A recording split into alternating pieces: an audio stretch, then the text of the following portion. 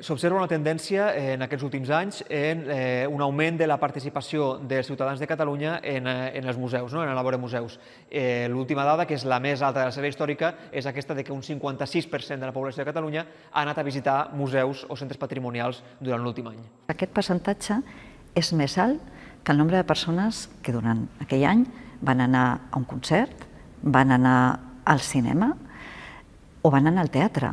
Habitualment, la gent que treballa als museus pensem que no ve prou gent, però si ens comparem amb la visita a altres espais culturals, resulta que el tant per cent de la població que visita els nostres museus, monuments o exposicions és més elevat que allò que ens sembla que és més habitual, que és anar al cinema o anar al teatre. Quan més renda familiar, més visitants, més acostumen a visitar museus.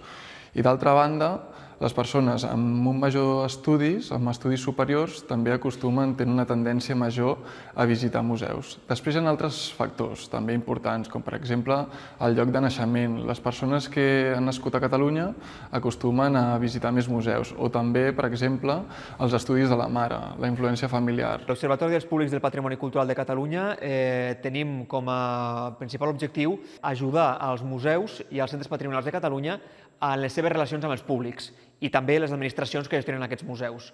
Això ho fem a partir de la recerca i el coneixement i utilitzem aquestes dades per a que hi hagi una comprensió més alta dels públics i que aquestes administracions i museus puguin avaluar els seus objectius i les seves accions en funció de tot aquest coneixement que generem sobre els públics.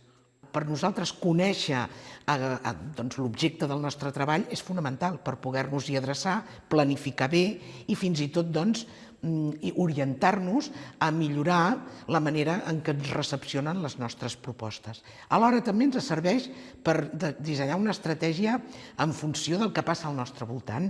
Ens situa en quins són els comportaments culturals, en quines freqüències de visita, quines franges de població freqüenten més o freqüenten menys, els seus interessos, ens permet comparatives geogràfiques. El fet que algú ho fa de manera conjunta ajuda a reduir les despeses de cada un dels equips de museus que haurien de destinar a aquesta anàlisi i alhora ens permet obtenir una major quantitat de dades, un millor anàlisi ja treballat d'aquestes dades i per tant ens facilita el que és la nostra tasca, que és la de planificació estratègica. La gent que treballa amb els museus catalans treballem amb la idea d'un museu social. Un museu social vol dir un museu que té cura de les col·leccions, que fa recerca, però que també està preocupat i participa d'aquests reptes de la societat que l'envolta. En aquest sentit, conèixer aquesta societat i com es mou és absolutament importantíssim per a nosaltres. L'Observatori, per a nosaltres, per a tot el sistema de museus catalans, és un instrument cabdal. Per què? Perquè ens aporta informació sobre els públics i els no públics, aquells que voldríem que vinguessin, no? Perquè ens aporta metodologia, maneres de treballar, que fan que les nostres dades siguin comparables entre si, perquè ens expliquen tendències i contextos que ens permet també posar en valor o entendre les dades dels nostres visitants. I per tot això jo crec que l'Observatori de Públics, amb la feina que ha estat fent els últims anys, s'ha convertit en una peça absolutament clau per nosaltres.